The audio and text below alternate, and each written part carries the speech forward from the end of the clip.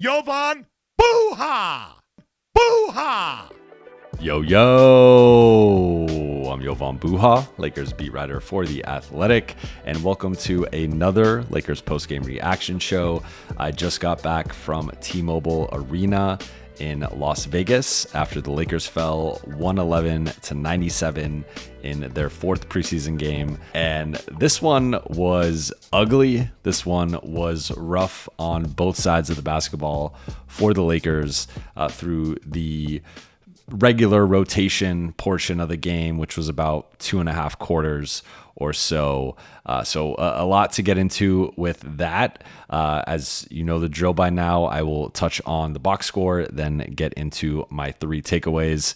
I'm still having trouble with this mic connecting to StreamYard for whatever reason, so might have to start traveling with an audio interface and stop trying to connect it through USB. But trying to figure that out before the regular season starts. I guess I'm still in preseason mode as well as the Lakers. But again, 111-97 is the final score, and really it felt like it wasn't as close as that final score was. Lakers hit some garbage time shots to kind of make a fake comeback. Golden State outscored them in all 4 quarters. And really, to me, this was the first time, like the Lakers have played a semi-regular rotation, against Phoenix and against Milwaukee. And this was the first time that I felt like they were overmatched against an opponent or just didn't look, we're outplayed by an opponent, I guess I would say.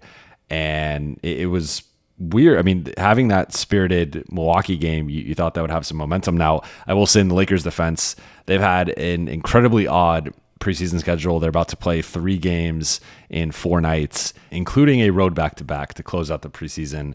They've had all 6, or will have all 6 of their preseason games on the road, which is unheard of. So there are some built-in excuses for the Lakers, and they have now, or entering this game, they had played 1 game over the past 9 days. So maybe some rust, out of rhythm a bit. So outside of the Milwaukee game, they just have not been playing. So there are some built-in excuses, and it's a new system, same group, but some of the guys are being used in different ways. And there are some reasons for the Lakers to look the way that they did. It is the preseason, but to me, it was just, it was a really rough one on both sides of the ball. I think there was some regression, particularly offensively, in terms of some of the ISO and post-up basketball that the Lakers played, which JJ Redick actually said after the game, especially with the ISOs and post-ups for AD, that those were plays that he was calling. So on the one hand, I think that was by design, but for me, it was more of the off-ball inactivity really on both sides of the ball. But again, I will get into that with my takeaways. So let's go through the box score. Anthony Davis was the best Laker by far with 24 points, 12 rebounds, 2 assists, 1 steal, and 1 block. 10 for 14 from the floor.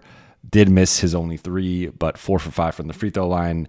I thought AD was great. This is a advantageous matchup for him. He always does well against the Warriors because of their inability to defend him. They just don't have the caliber of defenders to really bother AD. Draymond's actually the one guy who has sometimes given AD some problems, but he was primarily guarding LeBron in this one. So, AD had his way with the Warriors. He was a +3, the only other starter that was in the positive in terms of plus minus was D'Lo. So I thought AD was the best player on the floor, in my opinion, and this was his best game of the preseason easily.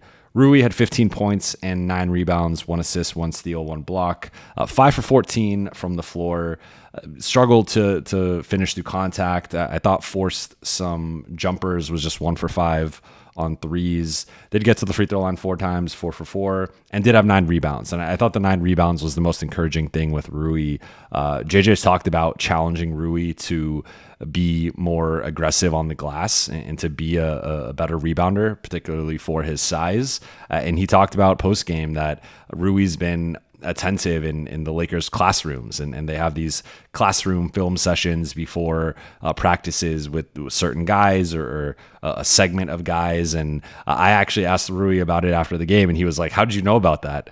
Like, you're not supposed to know about that." I was like, "JJ just shared that." So, but what Rui said, that's been helpful in terms of breaking down rebounding opportunities and how he could be a better rebounder.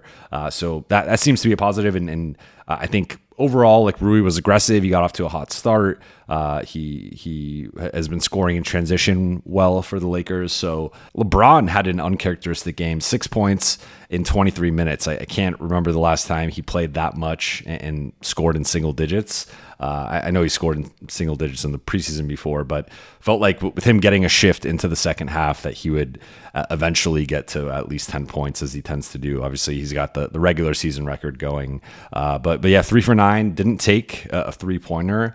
And I thought just kind of went through the motions for stretches of this game. I mean, he is 39, you're 22. I think LeBron can get a game off or a couple quarters off. I'm not really going to hold that against him. D'Lo had a weird game, so he was technically +2 in the plus-minus column, and the Lakers really struggled when he and AD were off the floor. But 6 points on just 2 for 10 shooting, 2 for 6 on threes. He was another guy who kind of felt like he was going through the motions at times. Did have 7 rebounds, so D'Lo was another guy who stepped up on the glass, and had a couple steals, had a block. So like, he was making some plays defensively. But just 2 assists, and this continues the trend of D'Lo being more of a shooter and more of an off-ball threat than him being more of the primary guy. You are seeing LeBron and Austin handle the ball more with the starting group. And then Austin was on a minutes restriction, so he missed the last game because of a sore ankle. So JJ only played him in the first half. He played 17 minutes, 13 points, 3 rebounds, 2 assists, 3 for 8 from the floor. 5 for 6 from the free throw line. So that was a good thing of Austin getting back to the free throw line. And I feel like already in the preseason, he's looked more like his sophomore season self in terms of drawing fouls and getting guys up with head fakes and his footwork. And like, he's looked more like the old Austin. And then I don't know if I want to touch on the bench. The bench shot a collective 11 for 40. Overall, the Lakers shot 35.8%. 27.5% on threes. They were 11 for 40 on threes as a team. But the bench really struggled. Not going to get into some of the guys who only played in the fourth quarter, played garbage time, but Dalton Knecht continues to be a high volume shooter, but not a high efficiency shooter. It was just 6 for 15 from the floor, 5 for 13 on threes. So he did shoot the ball a bit better, hit some threes in the fourth quarter. 19 points, so he was second on the team technically, though a lot of that came in the fourth quarter in garbage time when this was a 15, 20-point game. But yeah, I mean, Dalton's chucker has like a negative connotation, so I don't really want to use that word, but like, he's letting it fly. And I think the Lakers kind of need that, especially when looking at guys like Max and Gabe can be a bit passive offensively. I thought Gabe in particular, he went 0 for 5 tonight, 0 for 2 on threes, but Gabe continues to just pass up open threes. And I think it's coming from a good place. Like the intent, JJ talks a lot about intent. The intent is good with Gabe, but I think he's a good enough shooter and has a good enough track record where, like, if he's open, I think he just has to take the shot and not wait that split second, that half second for the defender to close out or to rotate over, and then all of a sudden he kicks it to a teammate. Like, he has too many of those plays. So I think Gabe, needs to figure that part of his game out. JHS 0 for 6 in 13 minutes. Bronny did get his first basket, but finished 1 for 5 in 9 minutes. The crowd was chanting Bronny several times in the second half until he finally checked in. Max, not his best game. I thought in general, like, again, the bench really struggled, and I think they struggled particularly defensively with the off-ball actions. That the Warriors run a unique offensive system that is really unlike any offensive system in the NBA, and they're the only team with a Steph Curry. But now you add in a Buddy Hield, and that's the best weapon that they've had outside of Clay during this run, like just in terms of off ball shooting and movement. So I mean, it's a tough team to defend, and I think they really exploited the Lakers. And again, I don't want to go into one of my takeaways yet, but I thought the bench guards really got exploited in terms of their communication, their ability to switch, their ability to read and react to certain actions, and then also their ability to box out. Because the Warriors bench guards, particularly Moses Moody and Gary Payton II, really exploited the Lakers and were getting offensive rebound after offensive rebounding and keeping possessions alive. So Jackson had a nice alley-oop over Draymond, went 2 for 2. But 2 rebounds in 19 minutes. Jackson has to rebound the ball better, and I think he needs to make his presence in the paint felt a little bit more. Did have a couple steals and a block. So like Lakers were making some plays, and it's preseason and all those caveats. But I thought Jackson was technically a team worst minus 15 on the floor, and it did feel like when he entered midway through the first quarter and then exited midway through the second quarter, like that's when the game really flipped. And part of that was AD was out for some of that stretch, but that to me was when the game really flipped in terms of Golden State taking over. And I don't think Jackson had a particularly great game. So let's get into the 3 takeaways from tonight's game. As a quick reminder for those watching on YouTube, please be sure to hit that subscribe button, turn on channel notifications so you don't miss a video, and like and comment on this video if you're enjoying it. And for those listening on Apple Podcasts, Spotify, or your podcast platform of choice, please be sure to follow, download, and leave a 5-star review. All right, so takeaway number 1 for me is we officially have an outline of the Lakers' 9-man rotation. And I think the 9 players were obvious based on who's available and who's been playing in the preseason and when certain players have been playing in the preseason. But JJ Redick said pregame that he wanted to approach this first half similarly to a first half in the regular season, and that he wanted to go with 9 guys, and that was going to be his 9-man rotation entering the season, and close to a regular season rotation in terms of substitution patterns and how long each guy was playing. So my takeaway from all of that is we know the 9 guys. It's the 5 starters, AD, LeBron, Rui, Austin, and D'Lo, with Max, Gabe, Jackson, and Dalton rounding out the 9-man rotation off the bench. But now we also know the substitution pattern, because we've seen it now for multiple games in some instances, but at least 2 games with the projected 9-man rotation. So based on the Phoenix game and this game, the way it goes is Lakers have their starters. Then at around the 7-minute mark or so, Max Christie enters for LeBron, and he slides Rui up to the 4. Max plays the 3 next to Austin and D'Lo. A couple minutes later or so, Gabe enters for Austin, and Jackson enters for Rui. And I find those 2 substitutions funny only because going back to last season, fans were upset with the 3-guard lineups and how often they were used, and really even the season before. So there's a 3-guard lineup in there with D'Lo, Gabe, and Max, but then there's also a 2-big look in there with Jackson and AD playing next to each other. So it kind of, I guess, balances each other out or cancels each other out, in my opinion, because if you are going to go with a 3-guard lineup, I like going then with 2 guys who are 6'11", 7 feet next to each other to kind of balance it out. And that's where you saw before some of the 3-2 looks and stuff. But like, I also like that 2 of the guards in Max and Gabe are plus defenders. And Max, while technically a little undersized for a small forward, like there are some guys in the league who play small forward who are Max's size.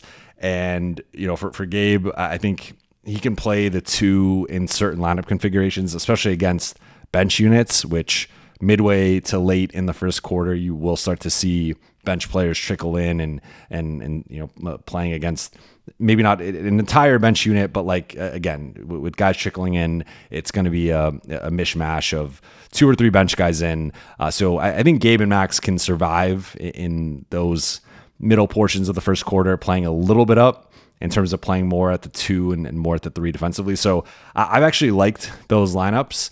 And then at the end, like a minute or like the 2:33 minute mark, LeBron will re-enter the game for Rui. And now you have maybe even a little bit earlier. I think it's been a little bit different between the Phoenix game and this game, but LeBron will enter, and then you have LeBron, Jackson, and AD and that giant front line. And then you also have Max and you have Gabe.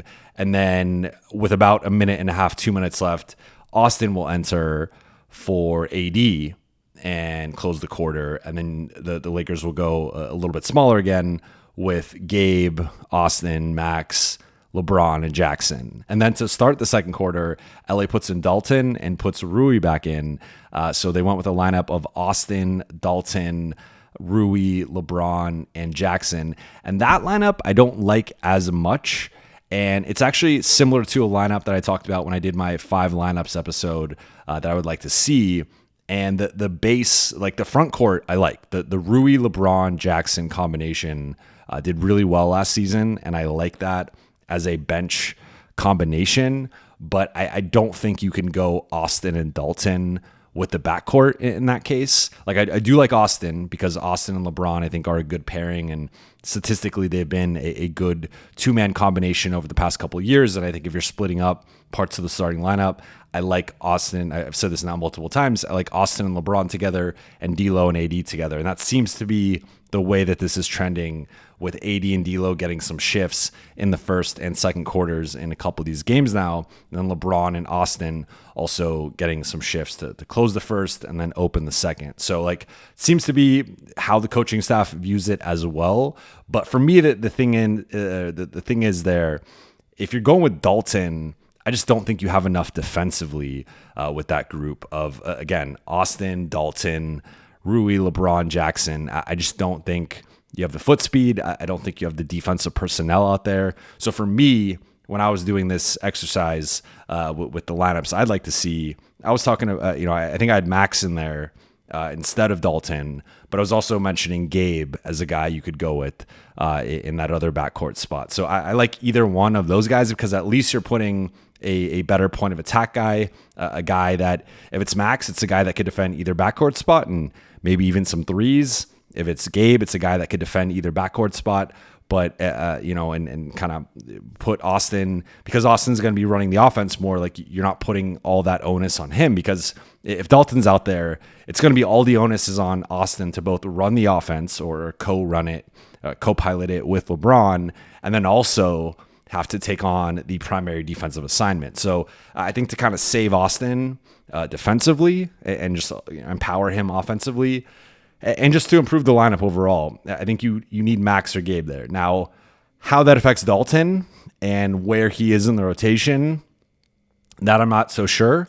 Like, maybe you take out Rui and you go Dalton, Max, Austin, or Dalton, Gabe, Austin. You're getting a little small there. Rebounding could be a concern. Like, it gets tricky in terms of like where Dalton fits in. I don't know. That's the part of the rotation I haven't really solved. And then it seems to be, AD will eventually trickle back in, D'Lo will trickle back in, and then they'll likely go with the starters or kind of whoever's playing best to close the second quarter. And then we don't have an idea really yet of the second half, because they've basically been starting the starters, or tonight it was Max in place of Austin because he was on the minutes restriction, and then they go into the bench guys to clear out the bench and go with that to close out the game. So we've got to see a real second half from this group in terms of like what that rotation would look like. JJ said post game he doesn't know yet who his closers are, and he's going to kind of figure that out as the season goes along. But I think that the one question I still have with the rotation is like, what's the optimal way to incorporate Dalton, and like how do you put, especially with Vando out, how do you put the right defensive personnel around him to kind of hide him and to just not have that lineup imbalance that I think you have to start that second quarter? So I don't know, like maybe that lineup of LeBron, Jackson, AD, Max, and Gabe, like maybe you find a way to maybe you pull out Max and put in Dalton, and he plays like the final 3-4 minutes of the first quarter, and then you go with Max to start the second quarter. We're getting in the weeds here, but that's just something I'm trying to figure out, because I don't love that lineup with Dalton again, and I think especially defensively, maybe it was just a matchup thing with Golden State and how they run their offense, and just like that's a tough matchup for Dalton defensively. But I mean, the Lakers are going to start the season with Minnesota and Phoenix, and it's like those teams are going to be tough matchups, and they are going to challenge him. So I think we got a better look of, like, we know the 9-man rotation, and we know the first like 15, 16 minutes of the rotation and the substitution pattern.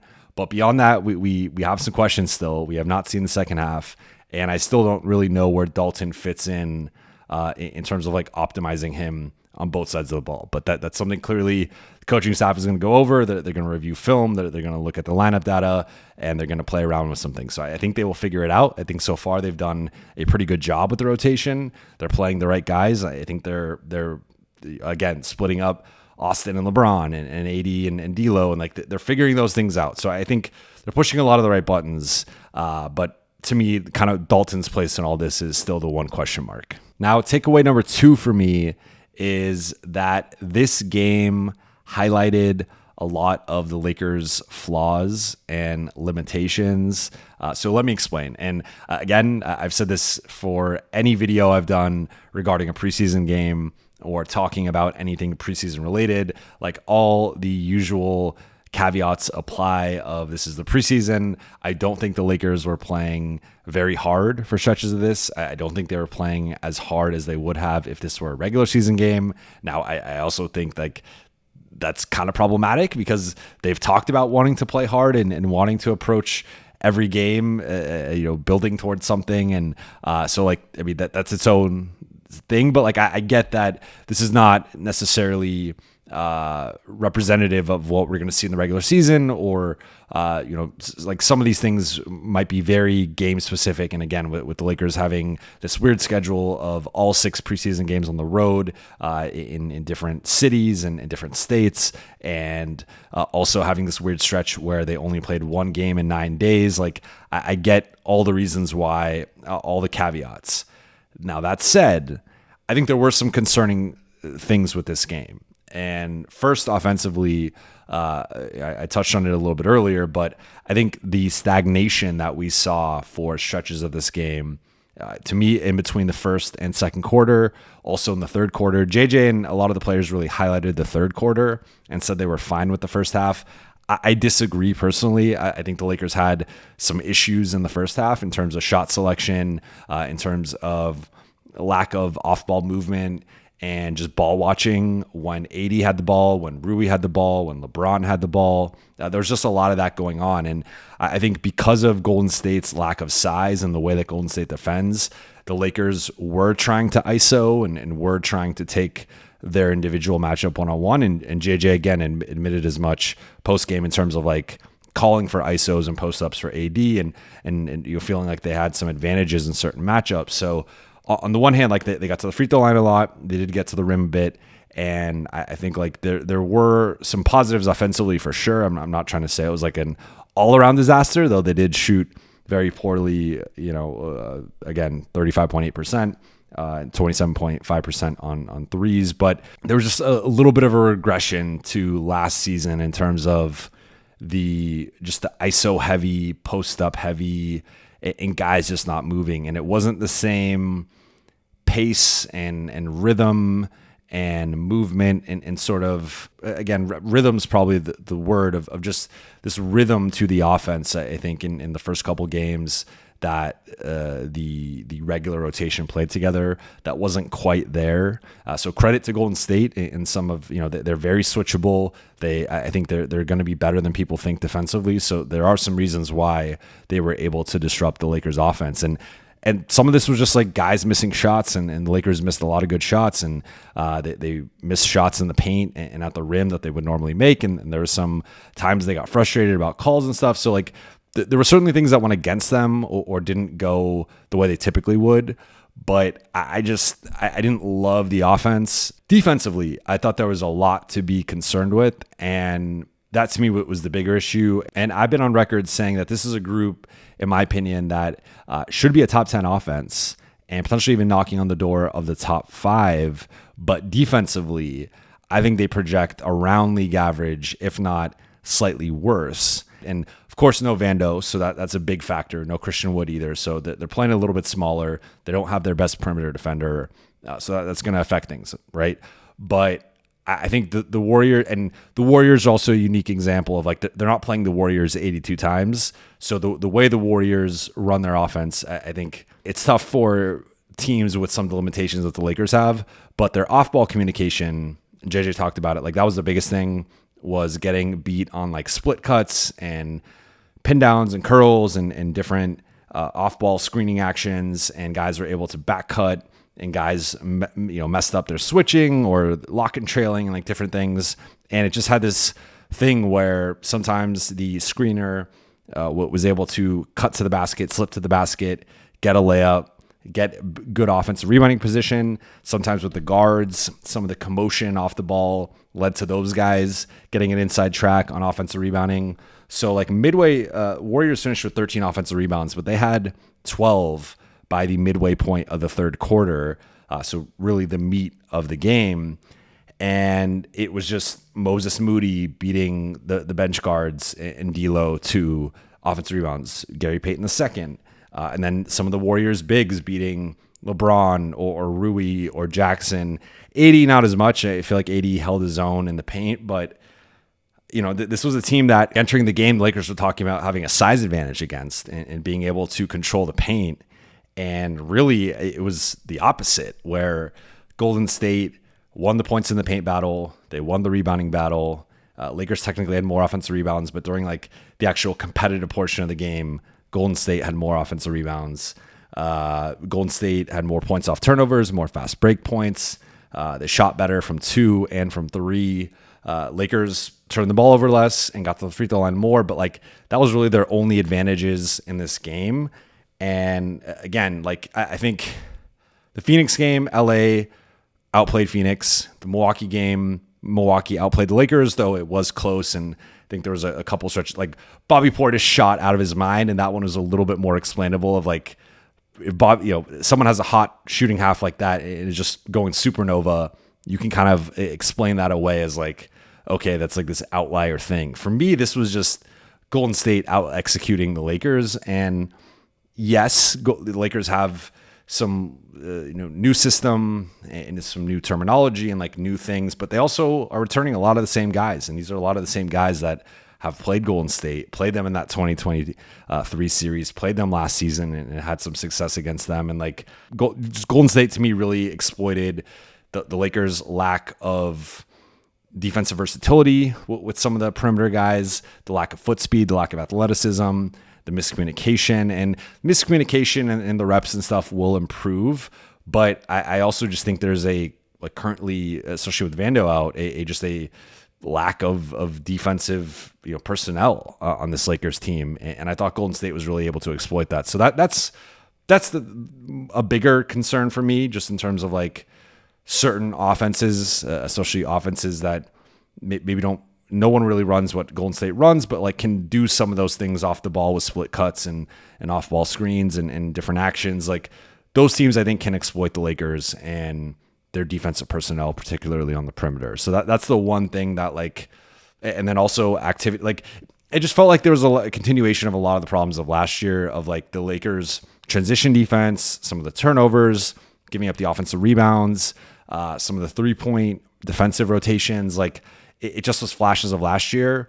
And it's just like, I personally don't put that on the coaching staff, because I'm like, it's a new coaching staff and they have to, try to change some of the things. So some of that is like players and their bad habits, but some of that's also the players' limitations. And like, you just can't, like, you can try and coach and scheme to hide and protect and mitigate certain things, but you can't solve everything. And you got to give something up, and your team is going to have some level of flaw or some level of limitations. And I think we saw some of that tonight. So I think if you wanted to paint the pessimistic view of the Lakers, or of like how things could go wrong, and what some of their flaws are. I think tonight was a really good example of like offensively, just stop running the beautiful actions you start the game with and are running at like the best parts of the game, the hit ahead stuff, the easy stuff, but also the intricate, side to side screening, dribble handoffs, all that stuff.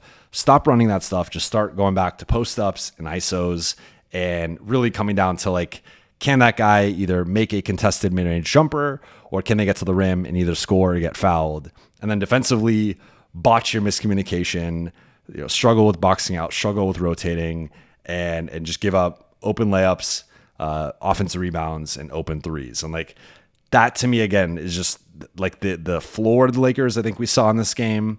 And it should only get better with now the Lakers can look at it on film and try to address some of these things. But I also think there's just some limitation with the roster and with the personnel. And like, I think if I'm all trying to go against the Lakers, like I'm going to look at this film and try to attack some of these things and try to exploit some of these things. So that like, I don't want, again, preseason caveats. I'm not trying to be doom and gloom, but I think this did expose some of the flaws with this group and some of the ways that teams can exploit them. And I think it's something the Lakers really got to look at deeply and try to figure out. And the third and final takeaway, and this one is going to be a positive. After that negative one, I'm going to, after the vinegar, I'm going to give you guys some sugar here. I thought AD looked incredible. And I think overall he's looked pretty solid during the preseason.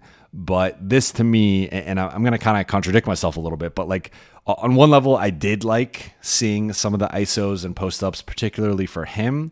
Now he was scoring on almost all of them. He went 10 for 14 from the floor, got to the free throw line 5 times. So like like the AD option or calling AD's number was working. Everyone else it was not, and everyone else struggled to varying degrees, but with AD, it was working. And whether it was Kevon Looney or Chase Jackson Davis, or if Draymond was switched on to him, or he had a mismatch against Kuminga or Wiggins, like AD was taking everybody to town on the Warriors. And his jumper was falling. Again, he missed his only 3, but I thought was able to face up and make and ones against guys, and like just I thought looked really good and looked really assertive, and I thought was really engaged. And JJ had a quote post game, and it really stuck with me because when he was talking about the offense stagnating and them going away from running some of their actions, he did mention that in the third quarter, he specifically called AD's number multiple times in a row because the Lakers had gone a certain amount of time without AD touching the ball. And how many times was that an issue last season for the Lakers? And even going back now multiple seasons of AD will have a monster first half and then barely touch the ball in the second half. Or he'll have a monster first 3 quarters and barely touch the ball in the fourth quarter. And it seems like based on everything he said publicly at various times, but also the intentionality within the game and him going to AD more and him noticing, hey, AD hasn't touched the ball 4 or 5 possessions in a row. Let's call an ISO or a post up or this decoy action to get AD isolated on like the left side or the right side or whatever. Like that to me is positive, and that is progress, bigger picture for the Lakers. So to me, having JJ have that just consciousness of AD's not touched the ball, like it's a simple thing, it's a basic thing. Lakers should have done more of it last season, and they need to stick with it, right? Like, it's one thing to do it in the third quarter of a preseason game, but like, can you do it for all 82 games and just make sure AD's constantly involved? Because he's almost always going to have a mismatch. No matter who's defending him, there are very few guys that can actually stay in front of AD and bother him whatsoever. And again, it's really, I'm struggling to even think off the top of my head. There are some of the big hulking centers that can bother AD or at least turn him into more of a jump shooter. Then it depends if he's just making his shots or not. But I think that the Lakers, we've seen this now, in my opinion, we've seen it where they have tried to involve him more in the offense. That's why you see some of these horns actions or elbow actions and him as a DHO guy, or just him operating out of the elbows more and just him touching the ball more. And I think LA funneling the ball and the offense more through AD is a net positive. Inevitably, you're going to go away from AD just because he's a big man. He's not always dribbling the ball up the floor. And sometimes, teams are obviously going to adjust. They're going to double him and they're going to throw different looks. They might zone up, and it's going to lead to other guys having to make plays and take shots, right? So teams are going to try and take AD away. That's always going to be the game plan. So the Lakers, though, have to counter that and have to find ways to keep him involved and get him involved when it's been multiple possessions or multiple minutes in a row without him touching the ball, getting a shot, etc. So I think that's a net positive, and I will end this post-game reaction on that. Thank you all so much for watching and listening. Again, for those on YouTube, please be sure to subscribe and turn on channel notifications so you never miss a video, and make sure to like and comment. And for those listening on Apple Podcasts, Spotify, or your podcast platform of choice, make sure you follow, download, and leave a 5-star review. I will be back tomorrow with a new episode of Buha's Block. Stay tuned for that. I will talk to you then.